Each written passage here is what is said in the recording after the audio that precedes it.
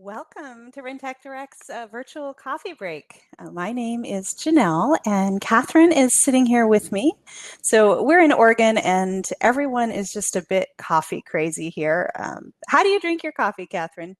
Janelle, I'll drink coffee any way I can get it, but mainly straight up on the rocks and maybe a double shot every now and then, especially on a Monday. Well, I like mine to be just a little bit more like dessert, lots of cream, maybe something like chocolate. It doesn't really resemble coffee once it's done, but Kathryn and I have been here together at Rentec for oodles of years, and before that we were property managers, so we've been talking property management for decades, and we're just happy you've given yourself a little break from your day-to-day and have joined us for our coffee break. So thanks so much for being here. We just really enjoy taking a break from our regular routine and figure you probably do as well. Let me tell you, Kathryn, she is all business and no nonsense at work, but she's a lot of fun to hang out with. I get a chance to go out with her. Sometimes we go out for margaritas together, and together we're just sitting here having coffee, and we're looking forward to hearing, what's on your mind. And our topic today, just in case you missed what the topic release was, is tenants and Rentec Direct. So if you have rentals, those tenants in your rentals are more than likely just a big focus of your day-to-day. So Raymond in Indiana asked, can tenants call Rentec Direct for help? And honestly, we get a lot of phone calls from tenants, especially around the first of the month when they're trying to make payment, and we are not able to help them. We always refer them back to the property manager. So if you have any questions regarding how to help your tenant, please reach out to us, because we can help you as our client, but we are not able to help your tenants. Yeah, that's a really good question that he asked, because I think about, just it's to protect you as our client. Maybe you don't want that tenant to have access to a portal, or maybe, just a variety of reasons. We want to always honor your relationship with us. So great question, Raymond. Let's see. We have another question that came in. How does the tenant portal work? And that was from a manager. I believe he's a property manager. And so Amar, basically, we just hosted a webinar that is exclusively dedicated to tenant portals. So I'm going to shoot you all a link to that webinar that you can watch later, just in case you missed it. It's short and it's thorough. And the gist is tenants will use a unique username and password that you will generate, and they'll be able to log into their portal. And they can do this through your website or the app called Resident Connect. And on their portal, they can view an accounting statement, purchase renter's insurance, they can pay rent electronically, they can submit a maintenance request, and they can even, view files that you've shared with them. So I want to give you just a quick look at what that's like. So hang tight here. I'm going to pull up a tenant portal. So here I've logged into my account, and I'm going to go over to the tenant tab just to show you what this looks like. So basically, you just edit a tenant, and you head on down here, and you can log in. And I always recommend use this login incognito window. That way you can be logged into two screens at once. So here is what the tenant portal looks like for this is a fake tenant. Don't worry, I'm not showing you some actual tenants portal here. So again, they have this summary page where they can do the renter's insurance. They can click on the statement tab. And if they say, hey, I don't see what happened in January, just mention, use the filter, and they can see, any date range they need. Submit maintenance requests, the payments, real straightforward. And again, that webinar dedicated to tenant portals goes into all the details. So I'm going to send that over to you, and you'll have a link to it you can watch later there. All right, so let's see. We've got a couple more questions here. Let me get back to that other one real quick. Here we go. Okay, so Shailene from Austin, Texas asked, when a tenant moves in, when can they start making electronic payments, and how to stop payments at move out? So when you move a tenant into a unit, they can make payments immediately. Of course, you would have to enable that tenant portal that Janelle mentioned earlier in order for them to make that payment. To stop payments upon move out, My recommendation is to always go back to the tenants tab into that online payment screen and disable those payments, because I have seen when somebody might move a tenant out, they might be set up on reoccurring and it still will try to pull a payment. Now, even though they're not linked to a property, it will keep on sending you an email saying, hey, this tenant's not linked to a property, but it still is going to go pull that money from them, their account. So I see that Janelle has a screen up there that she could probably share a little bit more information that's more of a visual for you. Yeah, and I think that's a good point because even if it doesn't pull, it's confusing to your tenant that's moved out, and then you get calls where they're stressed out, and it just makes it kind of hard for that tenant that's moved out, and for you, just making sure, oh my goodness, did it really pull?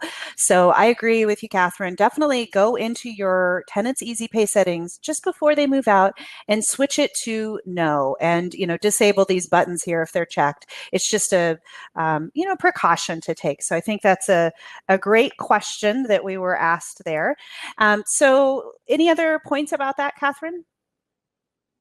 I'm actually was sitting here thinking about the way I was looking at this question from Shaylin. I think that's the most important to me, is to make sure to disable those online payments upon move out. And of course, then at that time, you can choose your move out options to move them out anytime. But again, to stop the payment, go to that online payment screen to disable, just to be sure that that's taken care of, just in case they had some kind of payment set up Yeah. prior to move out. So. Yeah. Oh, and also if we have any new clients, brand new Rentec clients that are with us today, you do have to activate electronic payment tools before the tenants can use it. Sometimes people think their account is just ready live right when they sign up. So I thought I'd mention that. That's a good point. Yeah. Let's see here. We have another question. It's Liza. She's a landlord, and she wanted to know, how do you deny an applicant based on information found in the tenant screening report? So you can order, credit reports, criminal background reports, eviction searches. You can do that all through your Rentec account. And if you're not doing it, ask us about how to do it. But what I want to say to Liza is just first off, make sure you're using a criteria for residency when evaluating your applicants. Probably you all are, but I just want to make sure if you don't have a criteria for residency, I strongly recommend that you create one and you outline, how do you evaluate your applicants? For example, what do you require for monthly income? What do you require for rental history, for references, etc.? And just be sure, to use this across the board. This is just a good reminder, you never want to expose yourself to violating any fair housing laws, inadvertently. I'm sure no one blatantly does that anymore, but, inadvertently, sometimes we all make mistakes. So just use that criteria for residency. And if you do have a tenant screening report that came back on an applicant and it has adverse information, we have a letter you can send to your applicant, and it's in the knowledge base. And I am going to share with you basically that link so that you can have it on your screen. So let me send that over to you. It'll be just a moment. I'm going to send it here now.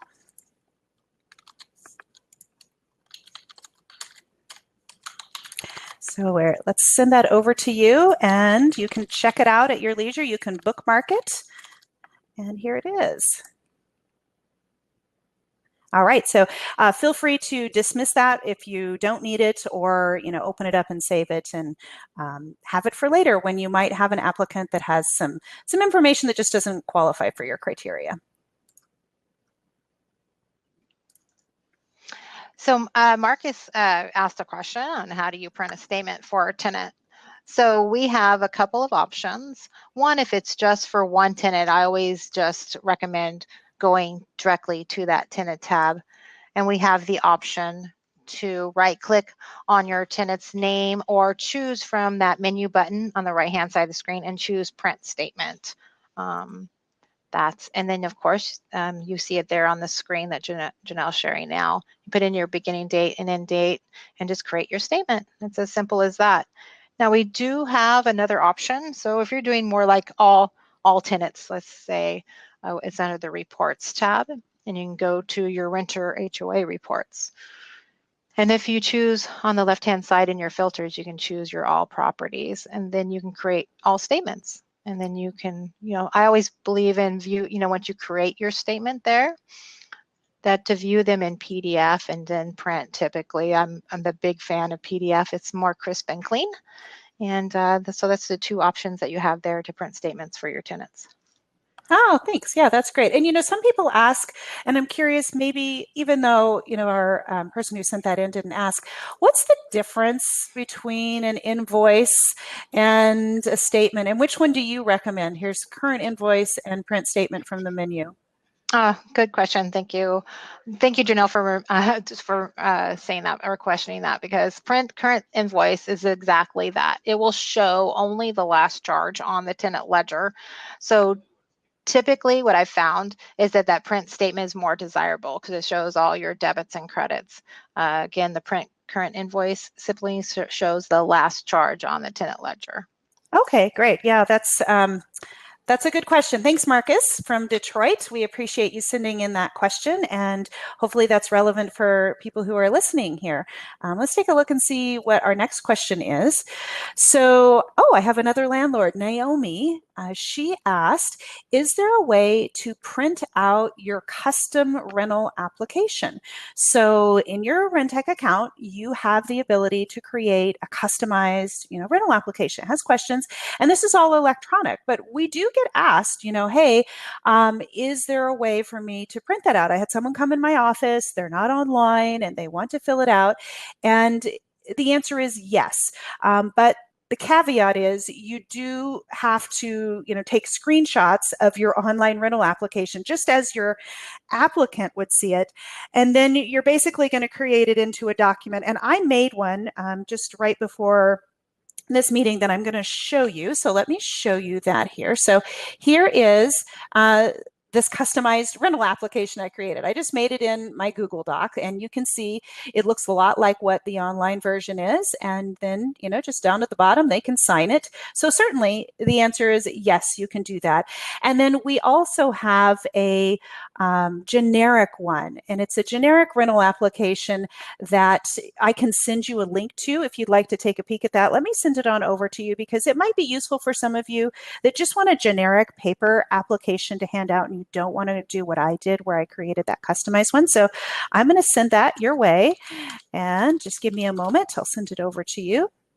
All right, so that should be over at your desk, and you can click it, you can bookmark it, and have it for later. So hopefully that helps you out, and I appreciate that question that was sent in. For those of you that wonder, how do I even use my online rental application, even though that wasn't asked just now, I thought I'd just show you. Under your settings, go over to your settings tab, and then on the left side, there's your rental application defaults, and here's where you get to ask all your questions. So appreciate that question that came in here. Thanks, Naomi. So I'd like to just open up the stage for those out there that do have any questions that are just floating around in their mind. I know, Kathryn, do you have any good stories about tenants that you would like to share us from your days of property management, or maybe anonymous stories from our clients that have sent in, maybe just, the most frequent question that you hear about tenants? I'm curious. Now I'm put on the spot here. As far as stories, we have lots and lots of stories, and between you and I'm sure we could write a book. But I was trying to actually think, because I'm hoping we get some live questions here, but of things that people ask when they call in that we could share that would be helpful. One is, off the top of my head, was group messaging. We get that a lot. So I don't know if you can share the screen again, but for group messaging, like if you want to send a message to more than one tenant, we have that option. So, yeah, that's over in the property tab, I believe. Isn't that where you usually recommend? If you go to the property tab and you go to like any one of your multi-units, you can do that again, that right-click option of the menu, and choose the group message. And then in the group message screen, of course, it will populate in the to field that you're contacting all the tenants in that one specific multi-unit. And then you also have the options to do all tenants, or tenants, of course, in other apartment complexes and or in multi-unit buildings. Another way you can do that, though, is simply go to your tenants tab. And again, you can go to the menu button or right click and choose the email text message. Now, and then the send emails. So when you send an email, you on the right hand side, it says send to a group, and it's a little blue hyperlink. So you can always click on that. And then in the to field, it kind of populates this information that says click here to select a group. And then again, you can select your group that you'd like to send an email to. So I don't know if people are aware that you can also send a group message via text, the SMS option. So if for some reason you want to send it, it does send out to a whole entire group as well, if you have text message enabled in Rentec. Now, does that show when you're sending out group messages, if you could refresh me on that, Kathryn, does it show the contact info for, does everyone see it, or is it a blind copy? It's a blind copy. Yeah, Oh, it's definitely a blind copy when it goes out. Yeah. And, for clients that aren't using the text messaging tool, especially our long-term clients that have been with us a long time, this was a feature we rolled out, I think it was a couple years ago, where it's included in your Rentec subscription. If you're on the current plan, you don't have to pay extra for it. So it's just a great tool. And then I know this wasn't the exact question, but people say, well, why wouldn't I just send it from my phone? And I think when I was a property manager, I didn't always want everyone to have my cell phone, so that when I was out to dinner with my family, I wasn't getting, texts on my cell phone constantly. So I like that it sends right from your Rentec account. It's a number that's assigned to your Rentec account. So if you're not using that, definitely activate it. And how you activate it is you just go over to the section where we're at right now. And if you clicked text message and you don't have this set up, it'll allow you to set it up. So it's a pretty slick tool. So Janelle, you asked me about tenants. Do you have any good tenant stories off the top of your head now? All right, this is coffee break. Can I tell these stories? Yeah, that's why we're here. Yeah, I loved being a property manager, and I enjoyed being a landlord too. I really enjoyed that interaction, and I think if you don't love it, you're not in the right business, or maybe you should take your investments to something else, because you do get a lot of activity. I think of one that's kind of it's kind of a racy story, and I'll share it. I'll make it sure that it's coffee version, not margarita version. When I was a property manager, I would oftentimes show units that were coming up that were going to be vacant. I wanted to pre-lease them, and I wanted to make sure that they were ready, and that if someone wanted to move in, right on the spot, I wanted them to see what it looked like. So one time I had this really lovely couple. They were just a wonderful couple. I had been in, with them, walked around the property. Anyhow, they were just lovely. And I thought, oh, no problem. I can show their apartment to someone who wants to see it. So I had this family. I scheduled my walkthrough like you normally would. And because I thought I knew the couple that was moving out, I didn't pre-inspect it, because I thought, oh, they're so lovely. It's going to be wonderful.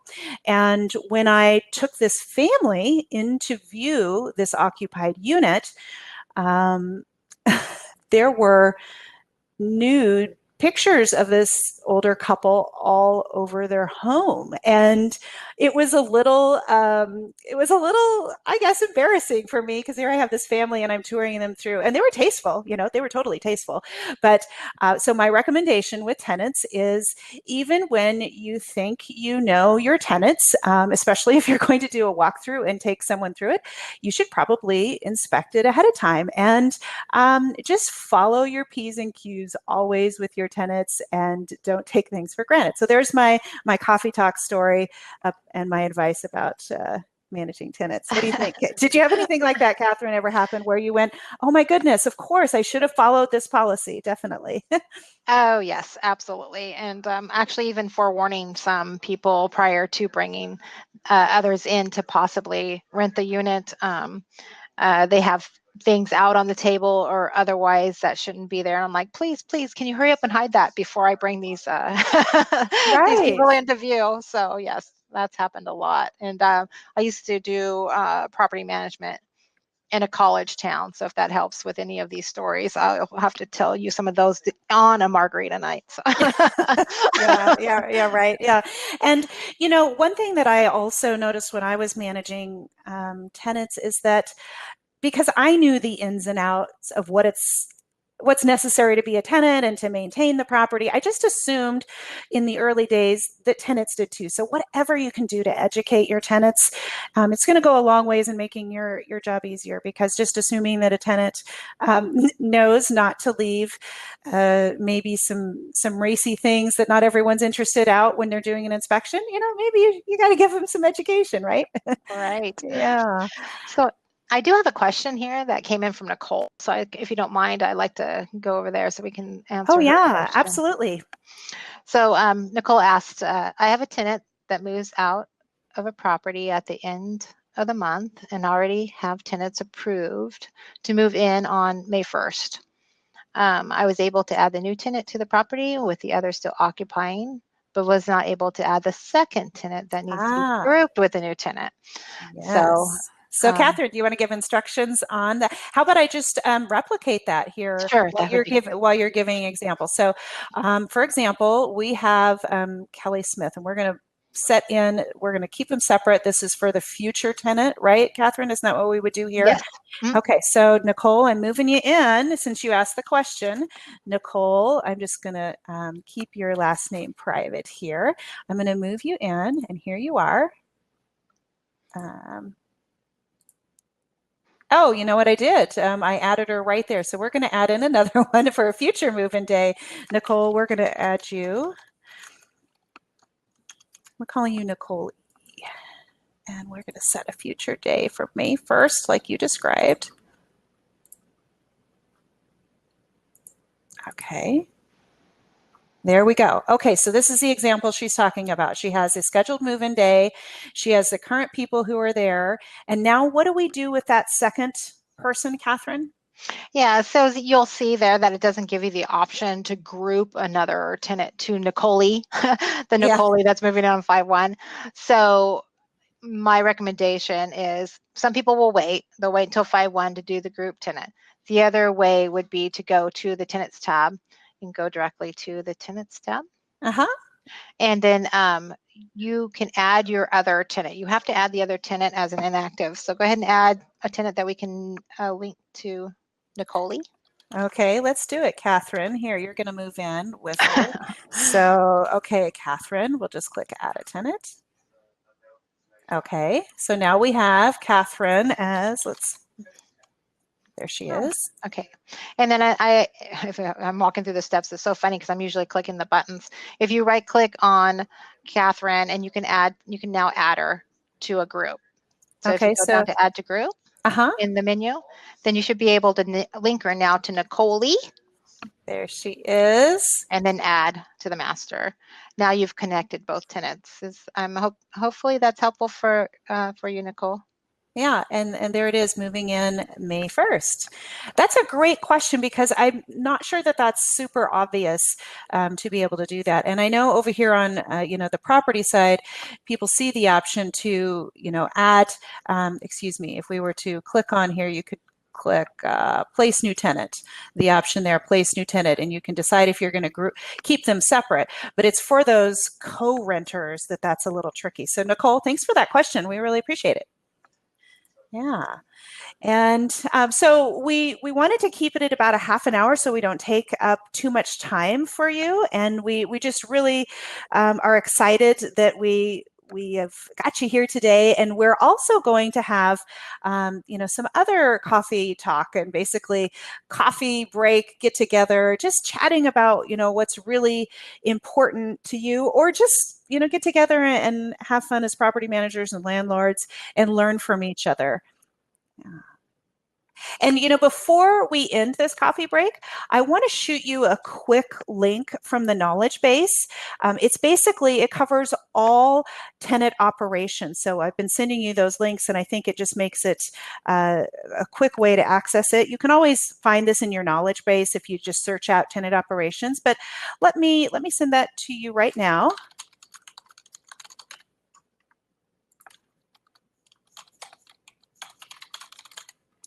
All right. While I'm sending that over, Kathryn, do you have anything else you want to share with them? Not since we're trying to keep it in 30-minute time frame, but I do appreciate that everybody's who attended today, and I'm hoping that these coffee breaks are helpful and that they become more interactive with our clients. So I'm looking forward to it. Yeah, thank you all so much for being here. And you see here on your screen, May 22nd, we're going to have one that covers all the ins and outs of your settings. So come with questions if you're like, oh, I have no idea what that advanced program default setting is all about, or how do I limit a sub-user, or just any of those setting questions. And then June 19th, we have not determined the topic. So this is up for grabs. If you have, something that you think would be just a perfect conversation topic, send it over to my email address you see on the screen here for webinar questions or feedback. Send it to my email address here at Rentec. And Kathryn, she leads up your client success team. So definitely reach out to her team if you need any help. You've got the email address, and just remember, we're on the West Coast. I mentioned Oregon. So if you are in another locale, just keep that in mind. We're here 6 a.m. to 5 p.m. Pacific. And I'm just so happy you were here today. Hope you have a great afternoon, and we will see you again soon.